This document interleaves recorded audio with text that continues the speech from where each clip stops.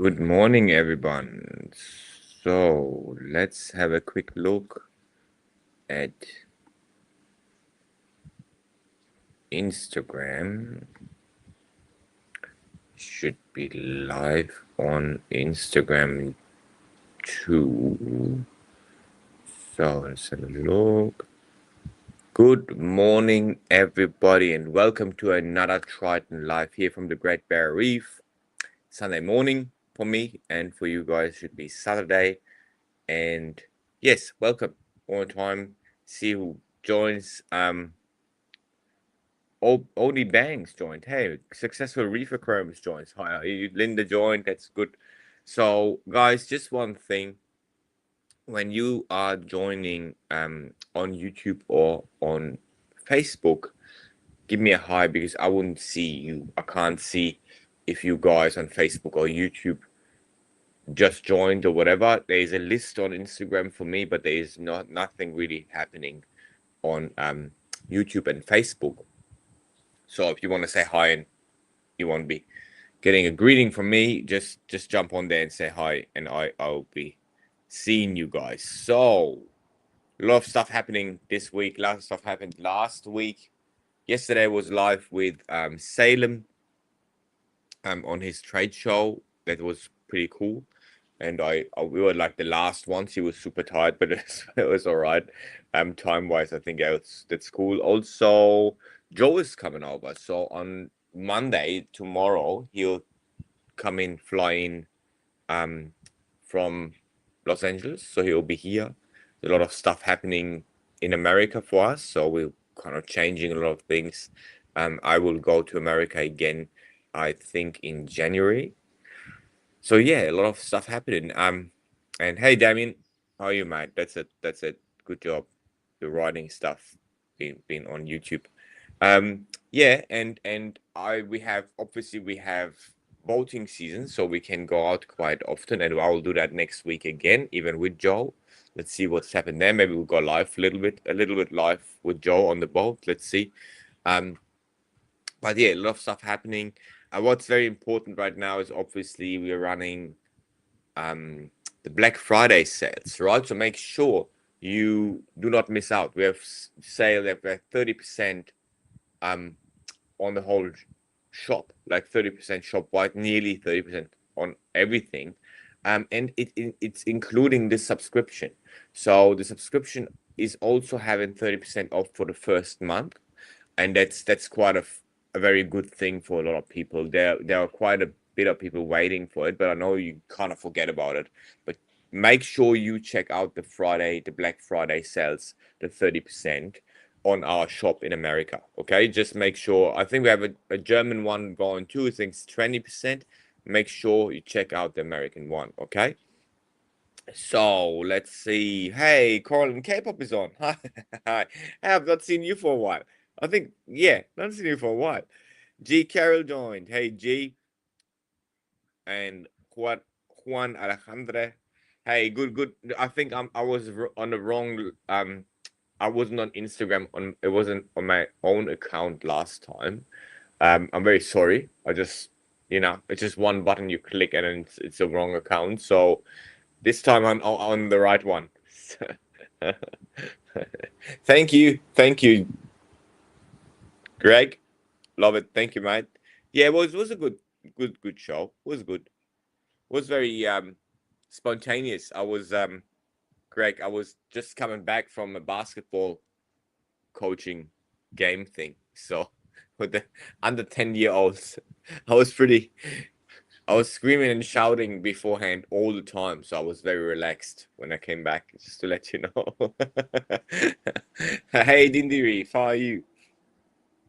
And here you go. Juan is from Mexico. Hey, Juan. Hope you're good. So, guys, if you have any question, I'm here to answer you anything you have. So just shoot them out. I will answer them. It's quite a bit, like say, in a moment going on our side. I don't see too much happening elsewhere, so I'm pretty happy. And yeah, it's just like say, it's over here. It's quite a lot of action, but we have a very high temperature, and that is concerning, to be honest. But last time I went out, that was last week, was surface temperature was 31.5 degrees, right? So that's high. That's high, and it's not good for the corals, so I will observe that. I also have seen when we were coral spawning, when we were out there, I saw what is it, the crown of thorns, it's the starfish that eats the coral, a big one, like a really big one I saw. So yeah, it was a bit yeah, dangerous. Damien is saying it, the F word. It's been hot this week, mate. Yeah, it is. It is. It's hot. It's like in the water. It's hot too, bro. It's quite. How is it with Sunday? Same, isn't it? It's just. It is. It's scary, to be honest. Like it should go. So Vincent was saying it need to drop after that spawning event. Then it's good for the coral. But now they're spawned and they lost all their energy, and then it's hot like that. That's really not good, So I'll say on Tuesday, not tomorrow, on Tuesday. I think still good weather on Tuesday. They'll have a change from the northeast back to the southeast, and I will run the spots, the standard spots. I'll run a whole circle, possibly just check on the circle and the corals, and see what's happening there, because it is scary. So we'll make some videos and show you.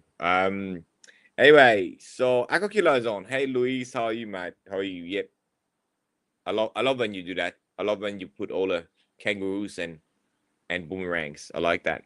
So let's see what's happening. So oh yeah, successful reef aquariums have a question. Let's see what is discussing. I'm on the road working. I sell solar and it's across a few electric storms too. Just oh yeah, get out of my battery. Yep. Yeah, you're right, man. Yeah. Damien, man. Good luck to you. I'll tell you tomorrow, on Tuesday, how it's looking. But yeah, it's hot. Okay. Do nutrient levels fluctuate through a different season on the GBR? I imagine when the temperature raises, the metabolism on the reef increases and the nutrients go down. Well, look, successful reef aquariums, it is always low, right? So in aquarium terms, the reef never goes even into the mid-range of nutrients. That is the truth. So it will artificially, if you have a big hotel or a lot of people that kind of, like a very touristic, super touristic area, it will, in a very, like, very little surrounded area, like a bay maybe, where there is not too much water flow and stuff. But when you compare it to a high level of nutrient in an aquarium, like literally you'll not reach that. Or a medium high level, like not even the 4 ppm of nitrate. Like that's, so it's always low, right? And it is fluctuating at times but we need to put more research into the real nutrient kind of situation, and that's what we're doing right now.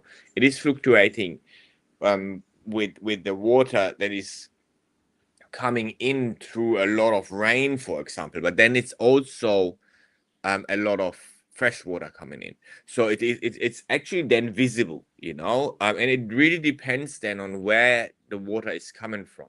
So because it's coming inland, if it's running from it, and that's kind of accounting for me a little bit as artificial too. So the only thing I would say would be not artificial from the nutrient perspective is when it's coming from the rainforest, right? So the rainforest on the first centimeters of soil has a lot of nutrient. That's kind of a very special environment, right? So you need to kind of look at that a bit different. Like it's not like the soil in it's nutrient rich or something in the rainforest normally, the first centimeters, that's what I learned, is nutrient rich. And then when you run this rivers into the ocean, they deliver nutrient in a natural way. While we have a lot of people doing farming, for example, and stuff. So we actually produce fertilizer, chemical fertilizer, whatever, and then we put it on the soil, and that with the heavy rain, that's also driven into the ocean. So that's kind of an unnatural, same situation unnaturally.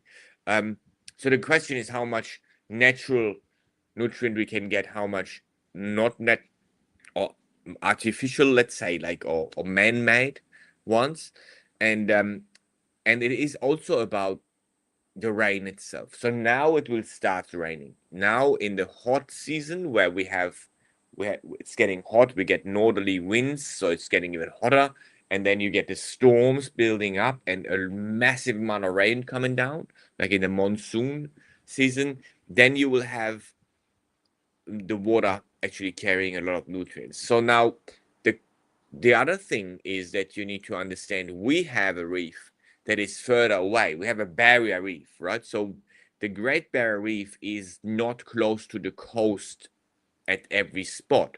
Like it's actually further away. So what happens is in the north it's actually closer. And when you go to the south, it is going further away. So until I reach the edge of the reef, it's 60 kilometers around, 31 nautical miles around, and I will reach the edge of the reef with the boat. That's quite far away, you know. And it starts maybe at 12-ish to 15 nautical miles with the reef. So I have like 12 nautical miles, which is 20 kilometers of nothing. Like there is no reef. It is just intermediate kind of what is it called? Something inter whatever Julian said that last time I forgot one. So it's like an intermediate reef zone. Like it's not reef, it's like gravel on the ground and you know algae growing and stuff like that before you reach the reef. So if you imagine that, that means that you know, but there is other coral in front, like it's coral everywhere, but the real reef with acropora and montipora, so that's kind of the outer one or the further away one, and then you have like some LPS and stuff at the coast, right? So you have that too, but they are more affected of that nutrient stuff. So when the water comes in, it comes from the rivers normally, then you end up having these nutrients close to the coast. So now looking at that, again, you'll have some stuff running underneath the ocean and then coming up in the reef. So we're looking at these wonky holes, we call them. We're looking at those too in the rainy season, but it's quite a bit of work, you know, to understand all this situation. The other one is not nutrients in the water dissolve, but nutrients that coral eat, and that's what we're looking at with like like a plankton net, right? So that is maybe more important and more of what is happening, you know, like nutrient wise in a reef that you're asking for. So that stuff definitely changed. So what they eat will definitely change from season to season or from month to month or something, you know. And that's what we're looking at right now. It's actually, I think, even changing depending where the reef is, you know. Is it inside the kind of, you know what, because there's currents going and stuff. We have like areas with super high current but areas with lower currents all the time. And is it shielded by a reef itself? You know, a lot of reefs here look like boomerangs because one side is hit like it gets hit all the time by the waves. We call that the pressure points, right? So they get hit permanently and you see the waves breaking on top of it. And then you have the other side that is kind of calm permanently if there is no northerly, so it's southeast. And that's why it makes it look like a boomerang. Like he just hits it, you know, and split it up. And that's kind of the way it looks. And the inside is less current, less waves, less everything. So, you know, there will be differences there too, food-wise. So we're looking at it. But the real answer for you, I don't have. It is definitely changing though. So you can play around with it a little bit and try to simulate that. You can give them a little bit more at some times, and I know that a lot of people in like Vince and Thomas will do that for creating the eggs. So then they eat more. So you feed them more, they get all the energy and put them into the production of the eggs for the spawning. Then you spawn them, then you can drive it down again, right? Just to let you know. So this is possible. Okay. So G is asking something. That's good. That's good. Have you ever considered selling a trace element multi-supplement that will work for a majority of reef without overdosing particular supplements like iodine? Yes, mate. We also already do that. That is that for you can do that for a holistic system. So we do that with infusion for the TRITON method. Um, that is the little bottle in infusion. There is a lot of trace elements in there. We also add some not critical ones always to the reef supplements. We do that too. So if you're not running TRITON method, you'll have a kind of blend in there. But there's other ideas that we have. It is not really good and possible to like not to overdose that, if especially if you're not doing a water change. So it is a bit difficult, that it is a problem, and it's not making sense to there is realistically you only can match it to a specific amount of percentage of the tanks, right? So we could possibly reach a high percentage because we have so much data of aquariums online um through our ICP testing, and I worked on it a little bit. Um, but I do not really like the idea of risking somebody's not having it. So it would be better to have a solution in place that would show me that this works, and when it especially show the customer when it doesn't work. And that is something that I would like to have in place before I bring something like that. I know everybody's kind of having it, right now, like, like beforehand, there was kind of the normal thing to do, um, to sell like a one bottle solution for everybody. But we look at it, and then it will be very logical explainable, what it is not. It majority, like, I mean, we write on a bottle like 70%. That's the most of the tanks, is that enough, I will check it out. It's good we have the habitats for that, just to let you know, Greg, because they help a lot. So the most likely thing that is looking like after we create the habitats and have a lot of data is about them in tanks. Like if you have a mixed tank or you have an SPS only tank, is to adapt that to them. Then you will reach a higher percentage. So that's kind of the idea we have right now. So we'll look at that. But I obviously can't tell you everything, but that is the way it would possibly work. Okay. Hey, oh, somebody from Paris today. Hey, mate, how are you? Hello from Paris. DPG. Da Vinci. It's not the real one now. Anyway, so let's see. Mina. Hey, Mina, how are you, man? So I have a quick ICP question. I would imagine that coral can't always absorb the traces in the elemental ionic form. Do the elements have to be packaged in larger molecule for corals to uptake? Not update, uptake, right? Yes. Mina, yes. You are absolutely right. It's not the chemical form. That is, that's a very intelligent question, Mina, and I was explaining that years ago already, but people do not listen, right? So that is making a big difference between which trace element you actually use, and we have obviously done a lot of scientific work into that direction, but a lot of people haven't. And also the very important thing is, how do you filter You know, what do you use in the tank to transform it? So what we do, for example, with a lot of metals is we let the algae transform them. So then they get a natural form and they can be uptaken by the coral. Also, some of them need to be actually eaten. So what happens is you give a lot to the algae, and you know we do that by using infusion. So the algae growth very healthy and very strong and very green, very like very natural.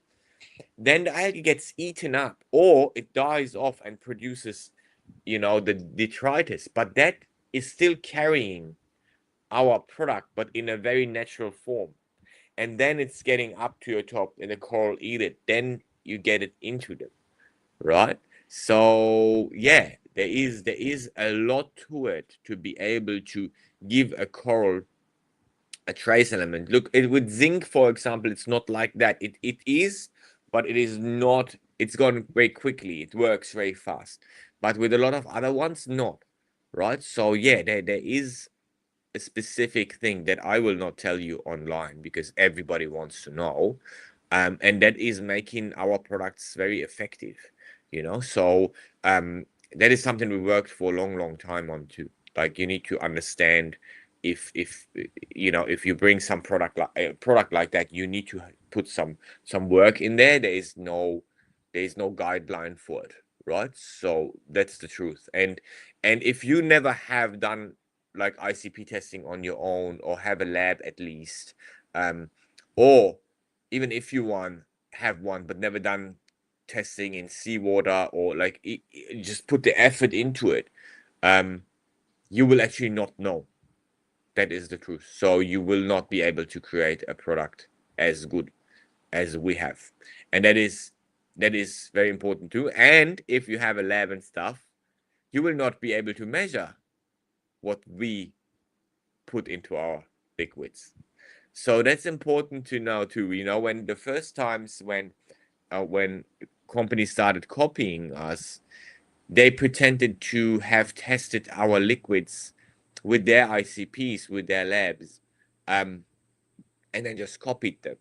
That's literally what they said, because obviously there was no patent on it.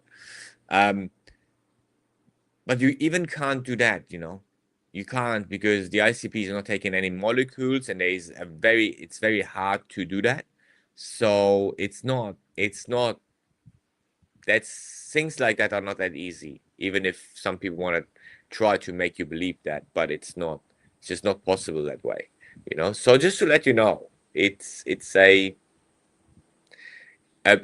mentality thing, So we are pushing very hard to understand, and that's then turned into a product. And yes, there is definitely a point on this, So instead of ICP, should a molecular-based testing option be more helpful than elemental ICP tests? That way, if you have the element in the right form. Well, that is theoretically correct.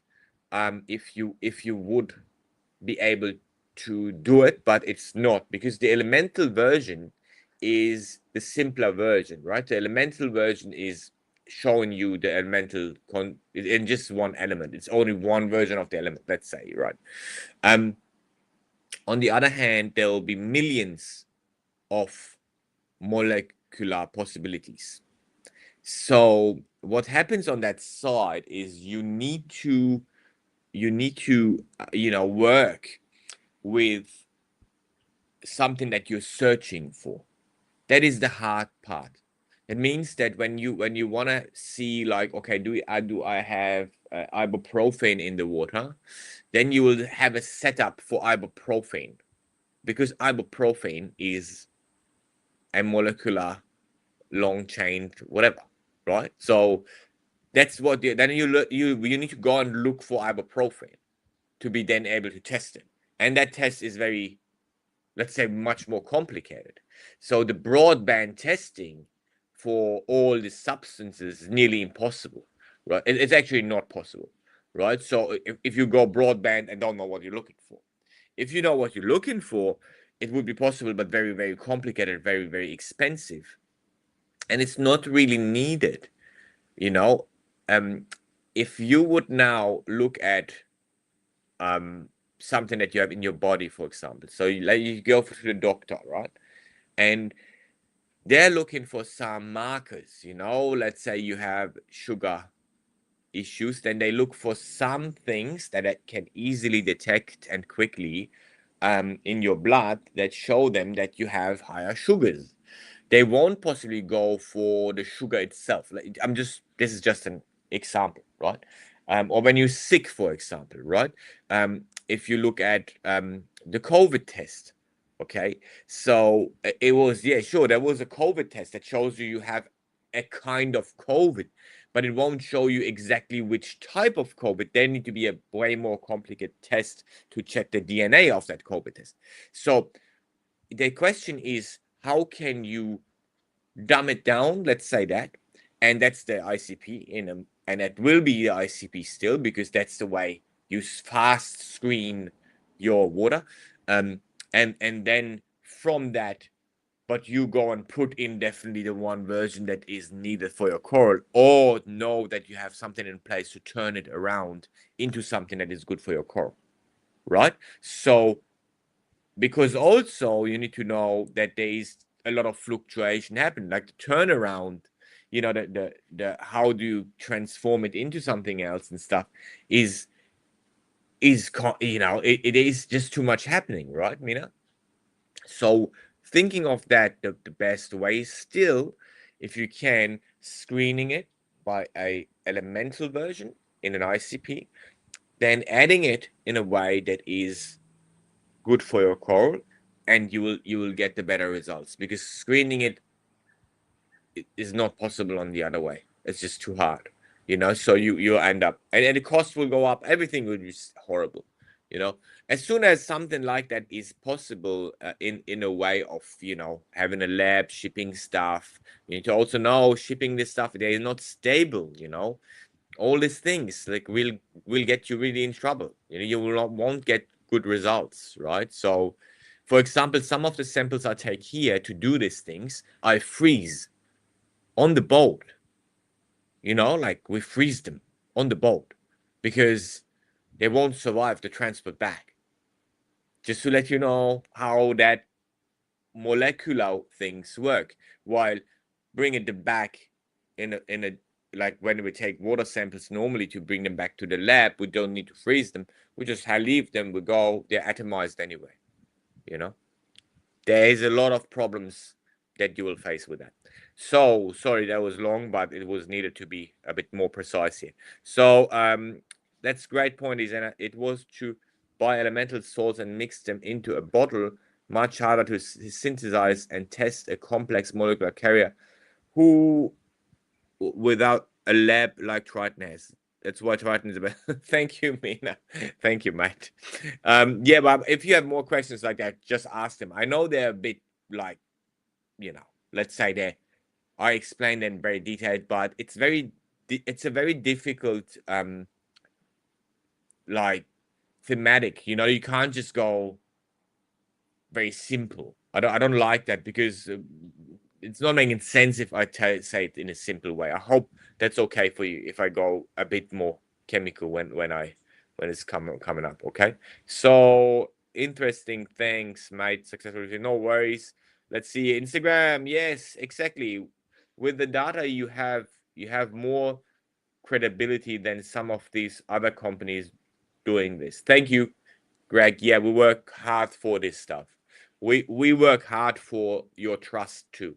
There is still no possibility for me to prove a lot of things to you because we just can't. We will get copied right away, or we lose all our advantage on the market. But with these formats and whatever we do here, and moving my family and stuff like that, we just try to gain or earn your trust. That's very important for us, for everybody working at Triton. Okay, just to let you know that sadly I can't reveal everything, but I try my best. I'd like to know if you recommend using AL99 resins for the RODI system. No, Claudio Reef, I don't. and it's not a resin. It's not a resin, but Al99 is for your tank. It's not for your RODI.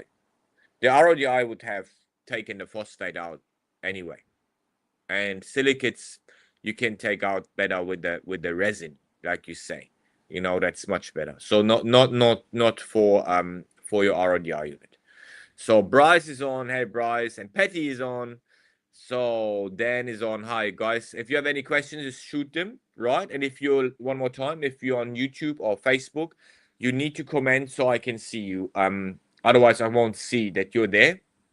So if you want to comment, just comment. And again, if you have questions, shoot them. It's all good. So can you base chemical purity by putting the chemical on a white bucket? I know there's people doing that right now, and I have always said this is not realistic test. Example below. For example, if someone were to test your vanadium being blue compared to another vanadium being clear, would that determine the purity of the product? No, Aqua Killer. Louise, no, that you are absolutely correct. This is not showing your purity. Purity in a chemical way has an exact definition. And there is in the chemical world, in the industrial chemical world, there is grades for chemical purity. Some of them are bound to countries like the US or European standards. They are also the most used ones. So one is, for example, USP, which is called US Pharmaceutical Quality, or European Pharmaceutical Quality, like EURPH. They're very high grades, okay? But they can have every color, okay? There is more higher grades than that. So there is analytical quality, for example. So that's again a 99.99% purity, for example. You know, like you get a percentage, not always, not for everything, but it is like this is the way we standardized in the chemical industry the purities. So if I go to other chemist and I want to have a specific purity, I will ask for USP, or I will ask for an FDA approved product, or I will ask for food grade, right? That is the way I would do it in America, for example, and everybody will understand me. That is a chemist. Like everybody that's selling chemicals will right away know what I'm talking about. Okay, so but I could take this product, and because it has rules, so I can put it into a bucket and mix it, and it could be brown or it could be not crystal clear, and it still is that grade, that super high grade. Okay, so and yeah, like you say, like obviously vanadium won't be. Vanadium will be bluish or greenish, or like depends on what it is.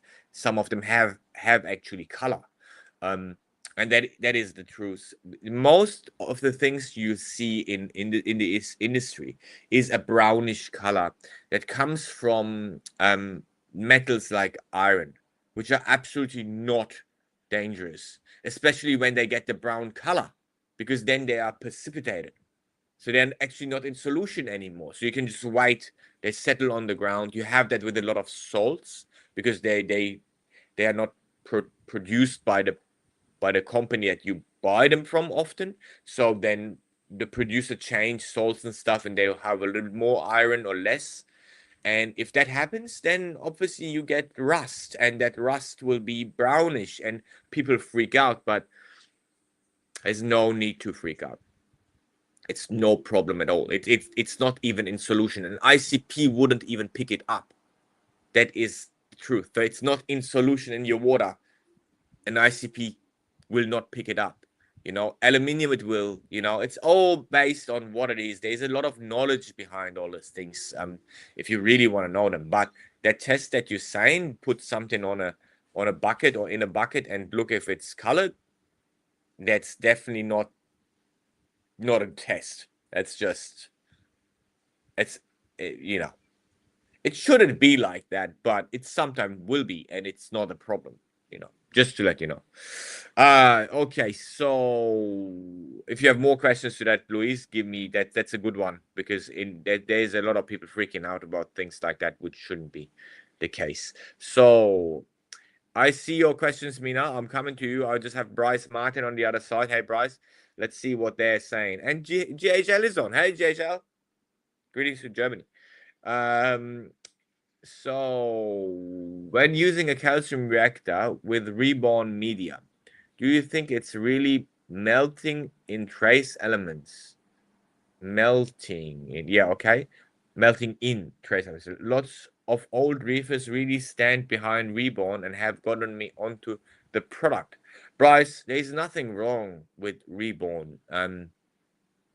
I don't even know really that product. I hear it. I think is it Julian Sprung? I think it's Julian Sprung, and Julian is a good guy. Like there's, I don't think there's any issue with it. And yes, some of the traces will be just dissolved in 6 pH. But you need to go as low as possible. As lower you go, as more chance you have to dissolve some elements. But they will firstly not contain every element. Every trace that you need will not be contained, and I can explain that in a second. And also, it is not a very what do you call it, homogeneous way to deliver trace elements, and that's also belonging to the same explanation, and I will tell you why. So when you have a calcium reactor, you have a specific size of calcium reactor, and you have a specific amount of coral gravel in there. And I think reborn, and correct me if I'm wrong, is still something like a natural product. Okay. And even if it's not a natural product, still the same thing. But you have pieces, big pieces of, let's say, coral gravel.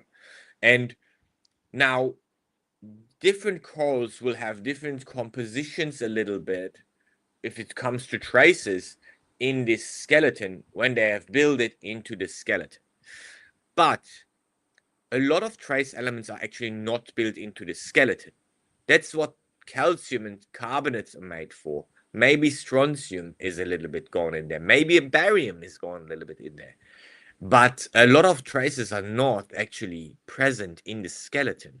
I'm doing testing right now on that too with some of the corals in my tank, and trying to get exactly the same corals out of the ocean and do the skeleton testing against each other. Just to let you know that this is also a testing we do here, which is only possible here at the Great Barrier Reef, right? So now you look at a skeleton only, which is no skin, no polyp, no nothing. Then you will dissolve only the ones that are in the skeleton, right? So now, depending on the coral, that's different ones. And depending on how big your calcium reactor is, you will possibly have a lot of millipora skeleton in there, but not a lot of montipora skeleton, not maybe a lot of aquapora, not a lot of, where I'm coming from. So when you now have one piece of aquapora millipora, which has a lot of, let's say, taken up a lot of specific trace elements, which is not all of them, in the skeleton, you dissolve that. Okay, but what if the rest is just montipora? And then next time you fill it, it's the opposite.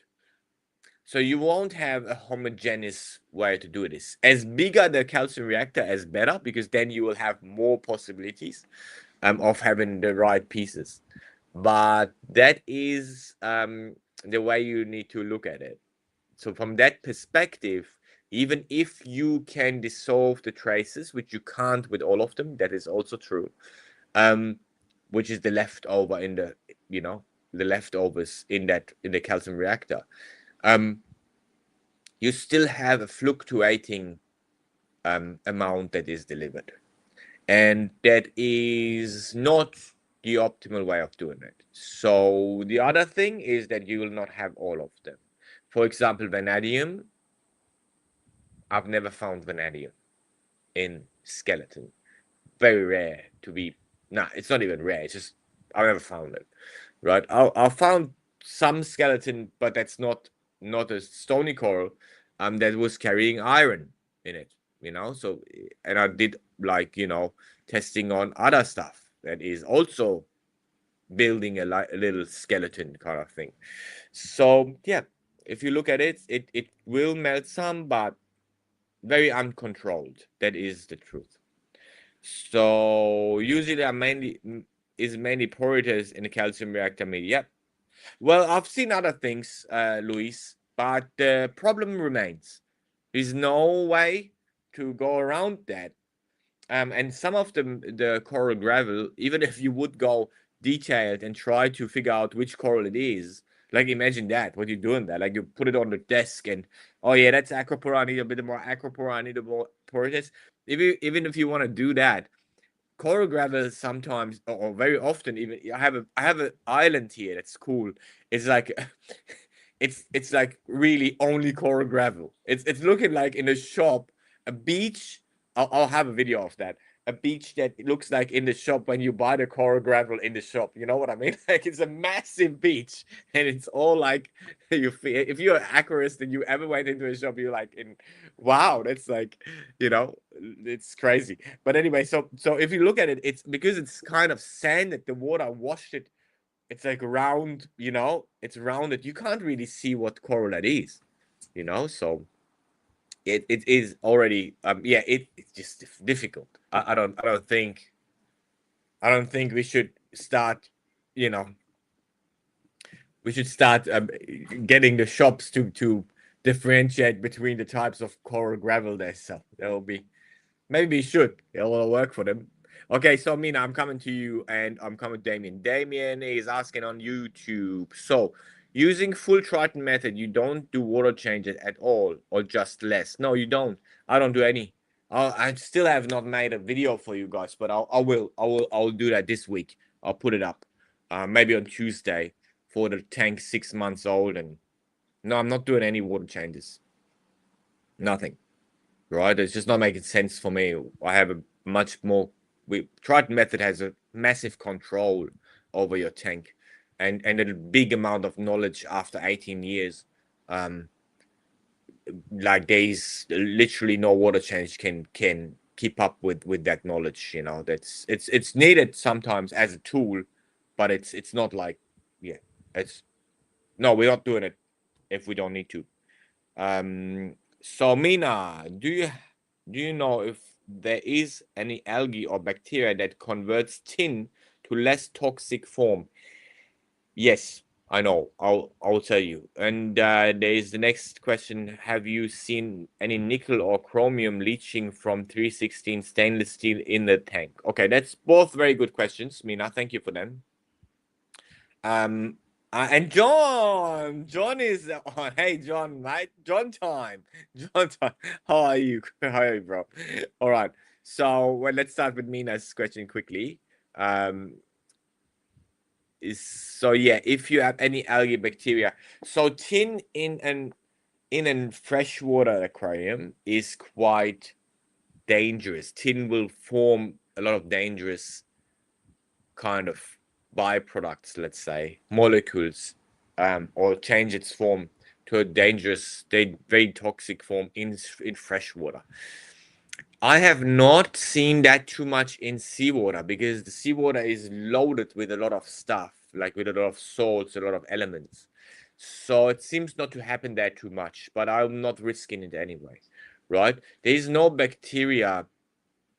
Again, that is all really that would be really nice to have an algae or bacteria controlled to use to transform one thing to the other. But the whole world is not there yet. Like there's possibly companies having one, two things that will really work like that in a precise way. And they are massive big companies and they have unbelievable amounts of possibilities. We're not there. We will not be there for a long time. So bacteria is far away. Okay, so I know there's bacteria they use for our fresh water to chew up some nutrients and stuff, and these things are there industrially, but in an aquarium they will be used from something else, and it's just very hard. You need to have a distinguished bacterial research, like, division with at least 10 people working there. There are proper scientists just trying to find out a bacteria exactly doing that. And then grow it and make it available and stuff. It's just that's nah. I don't believe in that stuff. I believe in it, but I don't believe that it is in right now in our industry possible, or anybody's doing that. Right now, we are the only ones having a lab at a GBR and having a boat to go out there and test. So if that is a pinnacle of what we have scientifically right now, I don't see anybody else doing crazy bacterial algae stuff. There's nothing. Your algae will take it a little bit, but otherwise the water change still a really good way to get rid of it. It's leaching out normally tin, or you put it in, so as soon as you have the source, it will go away on its own, and it is also leaving your tank on its own. The filter will take it and stuff. And like I say, it's not that dangerous in my opinion right now, but get rid of it if you have it, okay? And then, have you seen any nickel or chromium leaching from 316 stainless steel in the tank? No. 316 pretty good. 34 maybe, but still there I didn't see anything. So no, I think they're pretty safe. Especially 316 is pretty safe. Titanium is the safest. If you need anything, use titanium. They would never find anything, and it's industrial available. So for my boat, when I try to kind of build stuff on top of it and things, because of the scientific work we do, I just build massive things around it right now. I make everything out of titanium as soon as I can, and it's available in titanium. It's very expensive, but I'll do them out of titanium. Titanium is very flexible too, kind of. It's way more flexible than stainless steel, and it's very light. So I love titanium, building things with titanium, but it's very expensive. Linda always shakes her head. She'll hear that. Sure. Now she'll start asking. Thank you. Anyway, all right. So, have you? Okay. Hey, San. John. John is asking. A question with GFO. Is it best? Okay, with GFO is best, and what's the difference between Rovaphos? Which GFO?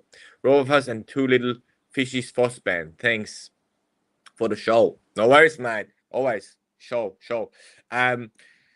John, both of them are really good. I don't see too much difference. Rovaphos is a bit, it's washed, so you can see it's kind of wet a little bit, or it was in the past when I was using it. And raw Phosban is dry, but outcome pretty much the same. Raw Phosban sometimes a little, like, has a bit of smaller when I was using it. Sorry, it might have changed. I'm not checking Julian's products all the time, right? But it was a little bit smaller in particle size, which is good for span. But both of them were tested, and I went to Julian, asked for being able to test it, and he said yes, no problem. So I tested it and I shared the results with him, and yeah, they're very good. They're both very good ones. They come out with nearly nothing, so nothing wrong with them. I put them on my tank, so that's if you know how you would know how much yeah, I'm very fussy with my tank, right? So they're both fine. There's no difference between them, in my opinion. Otherwise, like, chemically, there's definitely none. Outcome is the same. So no other questions on Instagram. That's fine. I'm good with that. Let's see what's going on YouTube. Still, there's a lot of questions. So, Mina, one of my 4 light bars has failed. Lights will be at 75% of full for 2 weeks as I wait for my replacement. Any changes I should make into the meantime, or is 2 weeks of lower light okay? 2 weeks of lower light is okay. If they get too brown, you think, Mina, the corals will turn brown because they will build more algae to support them with the less light. It should be fine. Watch your acropora. That's the main thing you should do. And you can give it a little bit longer time if you want. So it's about how much energy you want to deliver. And you can deliver 75%, but then add on top the time, extend the time. But don't go too far up. I think 2 hours, more than 2 hours is too much. So you can extend the daytime to 2 hours more daytime. That is a possibility you have, but do that only if it's needed. Just wait for now. 2 weeks shouldn't be too bad, Mina. That's I wouldn't bother too much. Just watch them, observe like you always do, and you should be good. Okay, so John is asking, should I dip the corals I'm about to get in? I hear mixed ideas, and I want to hear from the professional himself. Am I going to hurt them? Also have elegance coral too. Well, elegance coral, I wouldn't dip any of the LPS. I'm not dipping LPS too much. You can see if there's anything wrong with them. And normally you don't have problems with them. SPS is different, right? So Montipora, hard to dip, but should be dipped in my opinion, and also acropora. The only problem is that some acropora and some montipora will not like the dipping, so you overstress them. And I've seen a lot of my acros actually do not survive these things. I did that at the start where the dip just came up, the dipping just started, and it is still like that. So I do not dip echinata. I do not dip loripes. I do not dip suhasonoi. Even suhasonoi is the worst one, coming like nearly with the acropora flatworm. I try to solve that differently. So you could have a little tank with sexy shrimps, for example, to put that in for 5 minutes. They'll eat everything, and then you get it out quickly. There's situations where this is getting a very complicated thing. But overall, you send me some pictures of your corals. You can dip that corals that you bought. Still, they are very difficult to keep corals. Okay, so you always, when you dip, you stress the coral. Look for how healthy the coral is. Look underneath, and if it's a very big coral, then you should also dip them, because then you can't really see if there's a parasite on there, and the parasite can hide very well. If it's very little coral, you don't really need to dip them, because your cleaning crew should be able to reach every little spot and eat everything up. So it's a mixed question, John. Best would be you send me again which corals you want to dip, and I'll just say yes or no. This makes it very simple for you. Or you bring me the names to a live, and I can do that, but you need to be sure about the names of the coral. Or you just contact us from time to time. All of you guys, you can contact us and ask these questions. They're not hard for us to give you advice on there. But yeah, it is a bit of a difficult situation. Generally, acropora and montipora should be dipped. LPS, I'm rather putting them in like they are often, because I don't see too much risk. Just to let you know the way we do it, okay? Okay, Mina, on the topic of GFO, I can't prove it, but I feel like all the GFOs on the market comes from the same 1 to 3 manufacturers. That is pretty correct. You can't prove it, but you could possibly. And I don't think anybody is denying all these things. This is what I'm saying, Mina.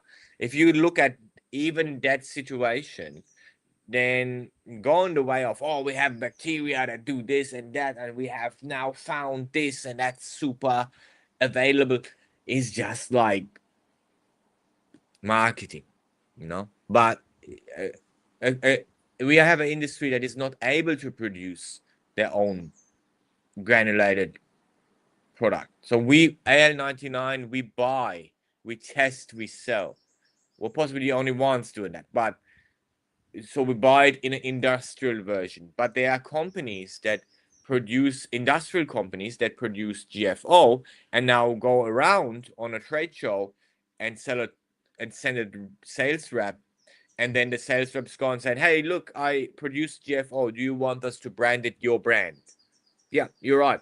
And then there will be 10 of the known brands just buying from the same guy. And it's the same thing with salts. Producing salt. I know Nios produce their own salt because I tested it for a long time and they put a lot of effort in buying a mixer. I'm not sure if they regret it because it's so like the market is so overwhelmed with salt. Everybody has its own salt, but it's the same. One or two or three producers, maybe even worldwide, just five, and they produce all the salts. So like that, I mean, not the single salts, but the salt mixes, you know. So yes, it is true. It is the way, but still you can buy different grades from this company. So, you know, it might be that there's different grades and somebody buys a cheaper one. So Phosban is a safe one, and Rover Phos too, you know. And Rover is, for example, not a real aquarium company. So they're selling it under Rover is not Rover is water treatment, but they sell it to the aquarium industry. So John, oh yeah, here you go. So G's saying something about dipping. Have you tried dipping with potassium chloride? Seem to be very gentle. Yes, I have, but it's not killing things that good. And they're sold, you know, around, but it is, yes. I dipped them. I also dipped Echinada, and it works better with Echinada, for example. But it's sadly not really killing things. It's just more getting them off. Like you can also use fresh water for that, you know. But yeah, no, it is okay. You can do that. I don't really believe that you can keep a tank parasite free anyway. I tried. I've seen people in my career, good friends of mine. They got corals from me and then took them, cut them bases, and burned them with a Bunsen burner to get to because they thought that they'll be on the lower side of the coral, which is true. But even they couldn't get there. Like people like that couldn't get their parasites into check with just dipping. So in a way, you need to be a bit more on the in my opinion, you need to be more on the permanent reduction of parasite biologically in a tank. Wresses. That's for me. That's so much higher than any dipping. Having wresses, you know. So just to kind of understand where my brain is gone towards when I think about parasites. I think about my wrest. I think about fish that eat them. That is me, and they do it all the time. And I can stop feeding for 3 days, and I will destroy every parasite in my aquarium. That is better than dipping. So, John, so what's going on is, and yeah, I'm going to set an alarm. I can't miss the show. It's show. It's you're the man, sir. Thank you, John. When I submit my sample and when it's time to order my mite bottle, I see there are boxes that are checked and some are not. Do I supposed to check all the boxes, or is it telling me I don't I don't that I don't need that one? No, it's not telling you too much. You should check. You can check with me which ones. The ones that are checked are the main ones that are also not dangerous. When you can decide, right? So we had that in that other live. You can decide on the subscription which element to put in. You know, that's something that people might do in future. It's not really relevant for right in the beginning. And then you check the boxes, and then we mix that ones that you checked into your bottle. So you can check all of them, but the ones that are checked right now are the safe ones, right? Safe in the meaning of safe for corals. So overdosing is not dangerous. Some of them we want you to check for us before we put them in. Chromium, cobalt, for example, nickel. They might be dangerous for your tank, and you need to agree for us to mix them in. That's something that we do security-wise for you. But you don't really need them, John, right now. Stick with the one that are clicked right now, and we can talk, and I'll run you through this. Or you can ask the support, because the subscription support is obviously super high end. Julian is doing that, and Linda. So you're fine with the ones that I clicked for now, mate. Okay. When I get my MIT bottle, can I put on a doser day? On a doser a day, one at 26 mil a day instead of pouring into it. Yes, you can. You can. And I think the system will change a little bit towards that. So the first bottle you get, you put a 200 mil in, but then any other bottle you just put on the doser. So the first one 200 mil in, and then 800 mil you go 30 some no what it was 25 mil a day. But then the next one you can go right away, put it on the doser, and then just go for the full month. You need to reduce the amount of dosage a little bit, but that is that or get it a bit higher, because you're not losing the 200 mil in the beginning. But that's something that it will come in a written form. We have this written little letter in there, and we explain to you how to dose it, and it will change a little bit, So yes, but you can do that without a problem. So Mina is asking, any titanium products I see have around 10% mix of aluminium and vanadium and 90% titanium. Would that still be safe for the most part? Yeah, it is safe. It is safe. Titanium products are fine, they should be fine. Yeah, you should be good. What vanadium are you talking about? The vanadium is in vanadium steel, or are you talking about do they put it in a titanium kind of? I mean, just let me know. Interesting. It's interesting for me. I don't see any problem there, but it would be interesting to know why vanadium, like, or is it just you talking about all the products around your aquarium, Mina? Many, yeah. Oh yeah. That's fine. That's fine. Go. I got it. I just didn't read that words. So yeah, no, it's fine. Just use the 90% to titanium ones. They're fine. They'll have solutions to get them stronger. But vanadium is in a lot of steel. Vanadium, chromium is in a lot of steel kind of components too. But they should be there. They're absolutely no problem. You'll see it anyway. It's no problem. So what do we have? G. Okay, Greg is asking, you must not be using enough. I just got a few dresses. Yeah. Got more, get more dresses. Make it a rest tank. No, I don't have enough. I'm still waiting. It's so hard to get fish in this country, Greg. You're so lucky. You just go get your rest. Yeah, it's harder for me. All right, guys. So we are 1 hour in. I don't see right now any other questions. I don't think I have missed any. If I have missed any, Greg, Louise, anybody, just let me know. And otherwise, I'll wrap this up and we'll have done another nice live. Yeah, so over the holiday times, I'll still do the lives, just to let you know. I'll still be on Sundays online. And also from now on, I'll have a update on the tank very soon. I'll make sure I'll do that this week. I hope Tuesday I'll get that out for you. And Joe is coming and stuff. We'll have maybe a live just coming up like that. I don't know, but we'll possibly put it out and do a live on a boat while we're sweating. And yes, it's kind of good time now. It's calming down a bit for me.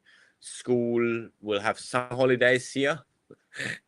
even it's winter for you guys, but we have summer holidays, so it's kind of clearing up a little bit, and I'll be very often online. So if you guys don't worry, it will be Sunday life will be still on, and we'll most likely be also often on the boat maybe, and I can show you some stuff. But if you want to know something, or you want me to do something in this life, so just show you something, just write an email or write me a message or whatever, or just write to support. I would like to see Isan do that and that and explain it, the lab again or whatever. I've done that several times.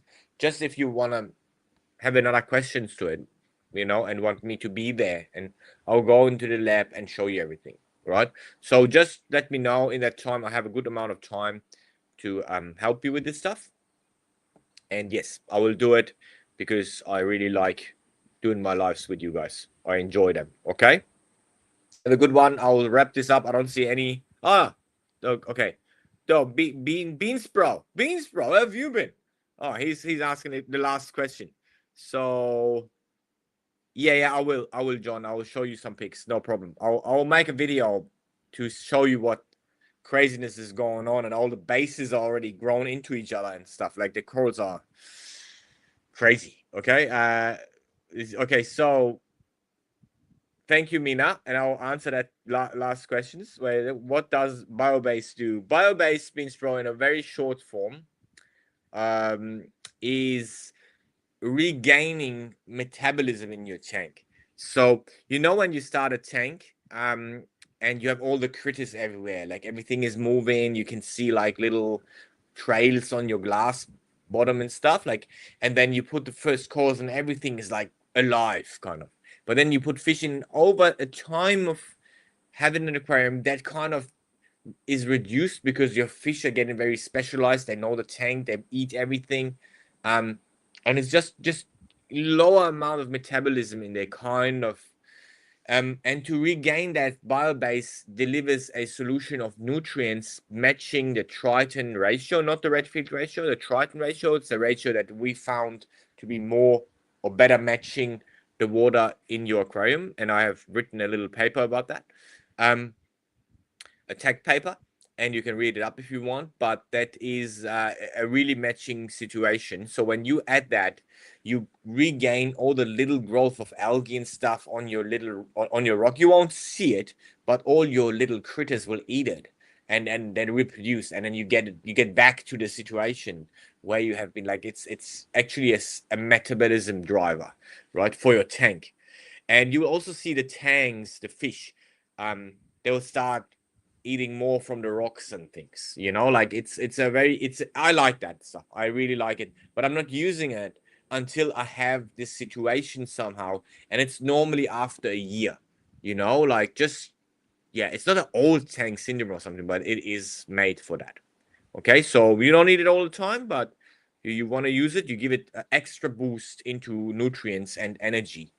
And you can see that from the corals too, especially on coral of polyp extension. You will see that, just to make sure you understand how to maybe validate the results. Okay. So G saying live underwater video is what I want to see. Yeah, that's hard, G. I'm working on it, but it is difficult. I'll try to do it on Tuesday to try to see how that might work. But it will only work, I think. It might work with this setup I have now, because I can choose another camera. So I'll try. I'll try to see if that somehow works. And I make a split screen maybe, and then we just watch something. I want to watch underwater under the boat, see what's coming along, and then we just talking. That would be great, So yeah, that would be good. Yeah. So Julian Sundays is obviously, I have my family day, Louise, and it's Sunday too, but I'm waking up. I'm very early every day anyway, and then I do that. I can't really get Julian every time on, but I will ask him. Okay, so Julian likes to sleep a bit longer too, on a Sun. Just just for your information. All right, All right. Aloha, Bali. Aloha from Holland. Yeah. So yeah, good deal. Thank you. No worries. Yep. Yeah, just try it. Just try it. It's not harmful anyway. Just try it. See what happens. It's pretty good. It's pretty good. It's like a really good product, it's more feeling kind of product. It's a good product for having. Like it's not dangerous at all. So for Beans Bro, that was all right, guys. I know you just joined Barrier Reef to Spain. Hi, mate. Phoenix Aqua Shop. I'm just wrapping up this live. Please join the next one on Sunday. And if you have any questions, just make sure you collect them and bring them. And every Sunday I'm here to answer all your questions. But I will wrap this up now. And I will do the next one. I'll make a video out of it, and I will send it online, and you can all see it. And if you have anything in the week, just let me know, and I'll put that in the next live too. Okay? Yeah. Chazan Reef, happy holidays. Thank you. Oh yeah, and happy belated Thanksgiving to all your Americans. Forgot that. But anyway, because we don't have it here. Okay. Okay. And Glenn Harrison from the UK. Can I order live rock from Cairns Marine, or do I need to go through my local aquarium shop? You need to go through your local aquarium shop, Matt, because we don't have a shop in the UK. But you can also ask Vincent Thomas, Aquarium Connections in London. They will have it. Ask Vincent. Ask Vincent. Tell him you're coming from East Sands Live, and that should be fine. Okay? Have a great Sunday and Saturday evening, everybody. Great weekend, and I will see you in the next live or video, hopefully. Take care, guys. Have a good one.